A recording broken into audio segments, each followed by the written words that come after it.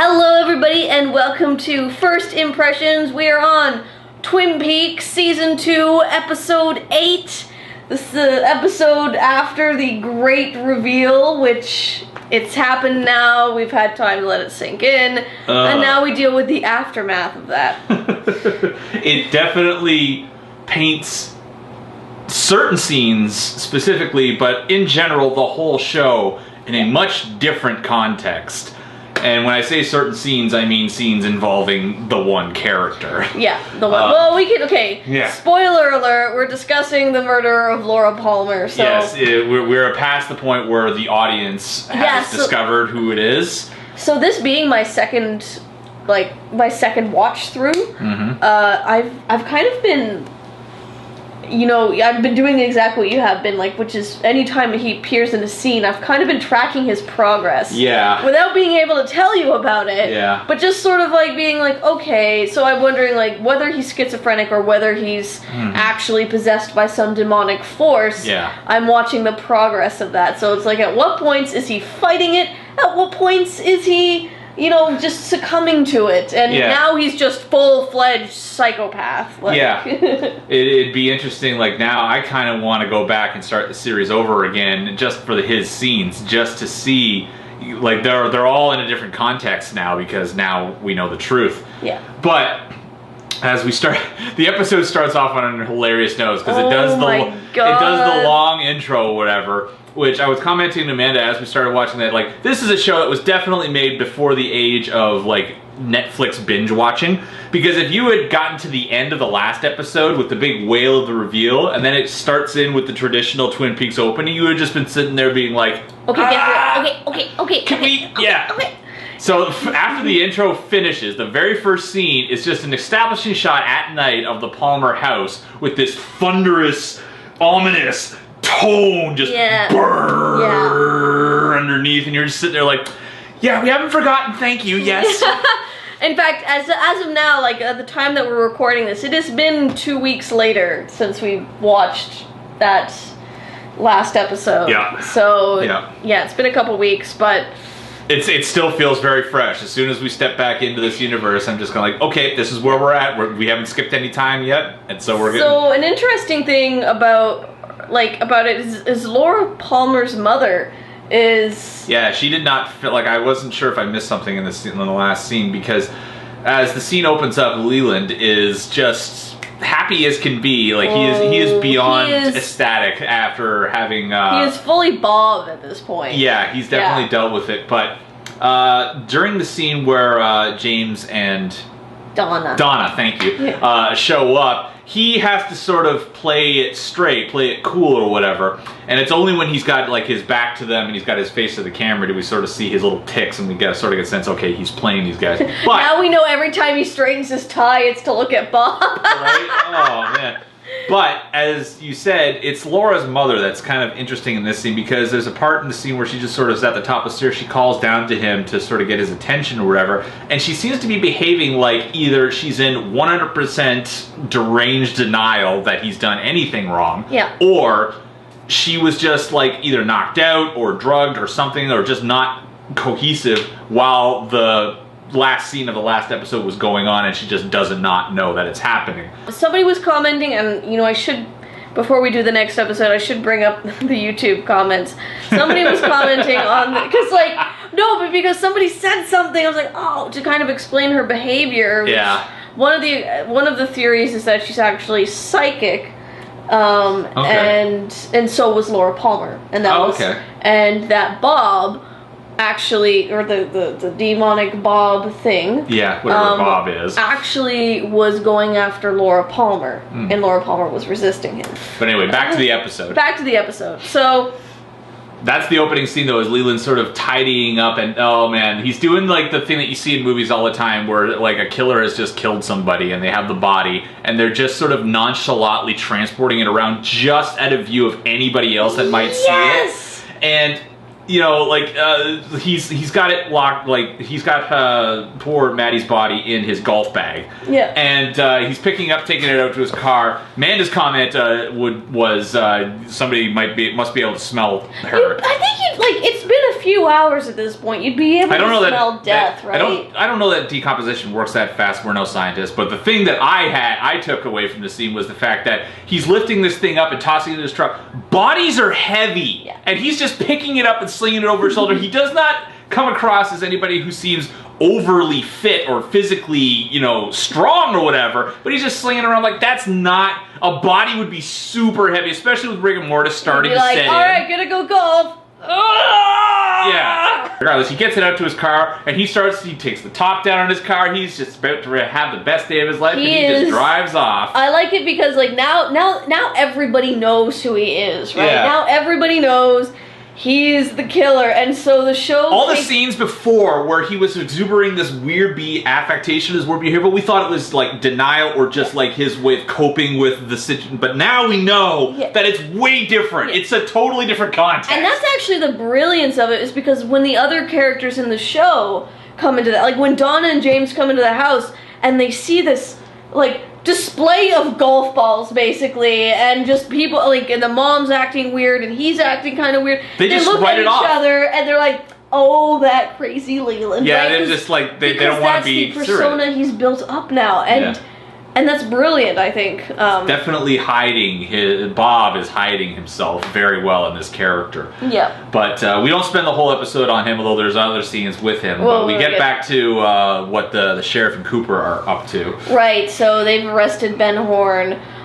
This is the episode where the sheriff finally loses his patience with Cooper's shenanigans. And he also, much like before when he was dealing with certain situations, he puts on his Big Daddy Sheriff pants as well. Yeah. Because there's a scene where Ben Horne is just going off on him, and Jerry is doing a really bad job of being his lawyer. We'll come back to Jerry. Yeah, we'll come back to Jerry, But, and Ben Horne's just going off on him, and finally he just steps up like, boom! This is how it is. I'm wearing the pants around here. You're under arrest, you son of a Like, I'm charging you. Those were the big words. And Cooper does not, because Cooper, there's a scene earlier on where Cooper and the sheriff run across Leland. And he's, of course, doing his happy-go-lucky shtick or whatever like that. But they break the news to him that they're arresting Ben Horne. And he's sort of like, oh. And he reacts to it like he's trying to play up the Leland is coming to terms with the fact that he maybe wrongfully killed somebody or whatever. So he's like breaking down crying until he gets away from them. And then he's got his back turned to everybody but the camera, and we see his his crocodile tears turn into like the evil, sinister Joker smile from Planet X. Side note, Ray Wise, the actor who plays Leland, kudos to him for getting the same expression as Bob. Like when you don't see it in this episode, but I've seen other photos of him in Bob mode, and it's like, geez, he's got that expression down perfectly. Anyway, regardless though, he does that and everything, and Cooper gets the scent. He's he's sharp enough to understand that is something up with him. So he spins the corner and he starts sort of like prodding at him without going too far blown, and then Leland has to sort of reel it in there and sort of bring back his affectation.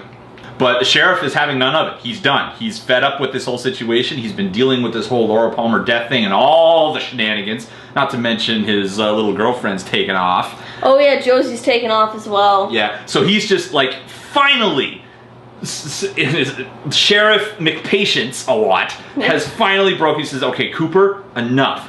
We have hard, real evidence. We don't have any dreams. We don't have any messages from giants. We have hard evidence. DNA. We have something that I, as a police officer, can use to put what I believe to be a bad man in jail. This is stuff that I understand. This is my wheelhouse. Let me deal with this. And Cooper's just kind of like, you know what? Fine. You deal with it. Yeah. We had other scenes from other people as well, weren't there? In this, Bobby is up to something. Bobby is up to well. All Bobby does is find out that it was Ben who asked Leo to burn the mill down. So he thinks he's gonna go and extort Ben for some money or blackmail Ben. And Shelley's once again being super naive. She is so naive. Like, oh my gosh. Because Bobby is just like, she knows by now that Bobby is schemy or whatever and everything. Yeah. So he comes at her with a really vague sort of, I got a new plan. It's going to make all your dreams come true. I'm going to go into business. And if my boyfriend came up to me after like proposing an insurance scam and said, like, I'm thinking of going into business, I'd be like, huh. But not Shelley. No, she's just like, oh my gosh, I'm gonna get everything I ever blah blah blah. And I'm just sitting here like, girl, you are so naive.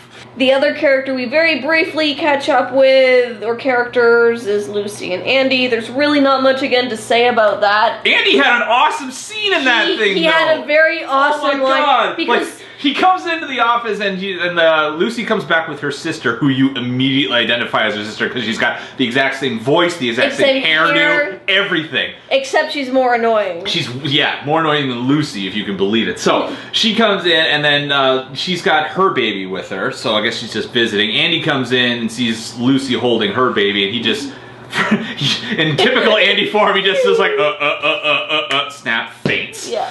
So that's just kind of like, oh, Andy. So he's so Andy. But then the scene after that, where Lucy's trying to nurse him back up, and the sister's sitting there being completely insufferable because he's trying to have this really sort of intimate discussion. He's like, I'm trying to tell you, it might be my kid. It's okay. And the sister is literally leaning in on the conversation like this, like she's got her face right in the face, and she's just every single sentence she's there with some annoying, stupid story that's just completely. And Andy is just finally. Andy gets to the boiling point, and it's so amazing. It's so in character so too, good because it's Andy losing it, and he just turns to her. He's like, "Shut up!"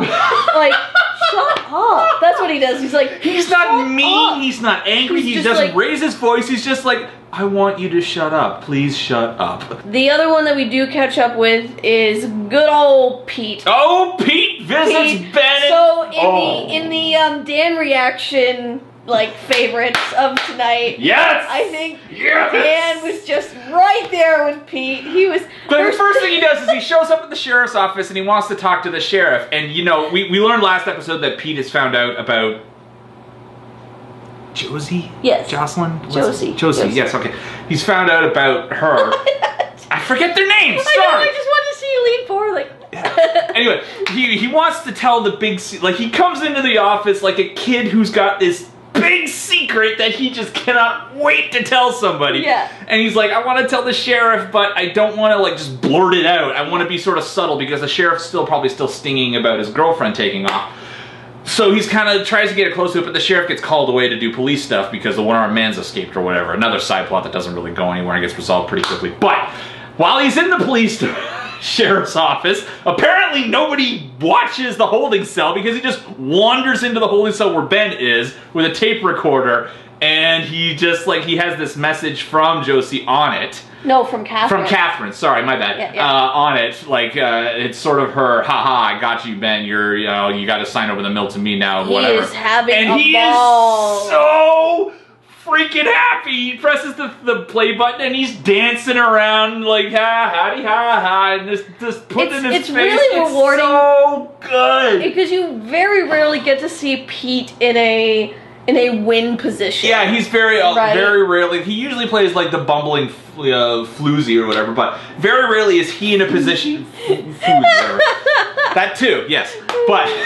He's very rarely in a position of power where he can just dance around and stick this in Ben's face and everything, and he's laughing his ass off. And you can tell he's a character that's not used to being in power. So he doesn't really know. He just sort of has this childlike thing, and he's getting it twofold. One, he's sticking it to Ben Horne for having an affair with his wife, and two, he's got a secret that he can finally share with somebody. Yeah. So he's just so happy. And I was in there like, oh, that's awesome. Yeah, Dad's reaction was great. Yes, it was great. I loved it. And then one of the last things to mention is I think we should bring up Leland himself again, because this was now that we know about Leland, the show is not shy in showing him in all of his insanity. Yeah, there was the scene at the Great Northern where he sort of has his back and forth with it, but there's also a scene where he's driving around. When I say driving around, he's cruising down the street because he's high as a kite right now. He's just cruising down, he's singing songs, whatever, and he's literally driving like this. And it's not like those old movies where the guys would always be driving like this, but they'd still be going straight. No, he's driving like this, and his car is swerving down this. Yeah, and everything. And he nearly comes into a face, and he nearly crashes into Cooper and the sheriff. Yeah. Like, he just swerves and misses them. So, of course, they're in a cop car, so the lights go up, and they chase him down and everything, and then Leland... See, this is my second favorite to Henry. Oh my god, it was so good. Like, Yeah, he 'cause he sees just- them behind them, like, and everything. He knows he has to pull over. He's just like, oh, man. Oh, no, he was like, uh-oh. Oh, right, yeah. He's just playing it off like, dude! Yeah. So they pull him over and everything. They're still, like, the sheriff still thinks that he's kind of just being wacky old Leland, but Cooper is still sort of slyly kind of just not really sure how to get a read on him. And then there's this brilliant moment. Oh my gosh. After, because Leland is talking to Cooper, being like, oh yeah, we'll do golf sometime, blah, blah, blah, blah, blah. And he's like, let me show you my golf set. As soon as he said that, I'm just like, wait! And but there's this brilliant thing, like, because it's Cooper's talking to the sheriff, like, after he's, you know, Cooper's just sort of like, okay, what, golf? I don't actually care. And he turns back to the sheriff, and you just see Leland behind him, and he's holding the golf club. Like a sword. And like he's about ready to smack Cooper. And you don't know, and that's kind of what I like about the show, is like, I don't know if he's not going to do it, or if he's going to do it. Yeah. I don't actually know. But he might. It's one of those coincidence situations where Cooper just gets pulled aside for a random thing and everything, and Leland's left to like, okay, bye. I guess I'll smack you over the head or not later. Yeah. It's so good. Leland is becoming my favorite character in the show just because of the ridiculousness of every scene that he's in. Not because he's acting ridiculous, it's because his ridiculous actions have a way different context now. Yeah, It's so weird. But we did finally get to some serious police business near the end, though, with the last scene. They found Maddie. They find Maddie. Not only do they find Maddie, she's like wrapped in the same exact clear plastic bag as Laura Palmer was. It's in the same position, and it's the same actress. So the credits come up, you know, executive producer or whoever and everything. I'm just sitting here like, well, we're back to where we started. Yeah. The only other thing that happened, and I'm just going to mention it really, really briefly, is Audrey visited Cooper. Oh, yeah. The only reason I'm mentioning it is I did read this early on, which was in the first season of the show. They actually meant Audrey and Cooper to be like a love interest type of thing. And it was Kyle MacLachlan that was sort of like, no. Yeah, I can see him being that. And so I think this was the scene where, I think, when rewatching it, I think this is one of the scenes where they established, like, no, nothing's gonna happen. Yeah. She's very much still into it. She's a teenager with a crush. Yeah. He's not. Yeah. So And that's she's all it also, like, actually succeeded in helping his investigation. Yeah. So now she's very slowly coming to that point where, you know, I kind of did something good for you. You know, notice me, senpai. You know, that sort of thing. But sadly, I don't think that's ever going to happen. Cooper's affinity seems to be only with pie, which was also apparent on his bedtime table. I was like, bye! Yeah. All right. So we are going to watch another one? I guess so. Yay! You're not going to leave until I at least give you one more. Yep. Okay, guys. Thanks for watching, and we will catch you later. Bye-bye!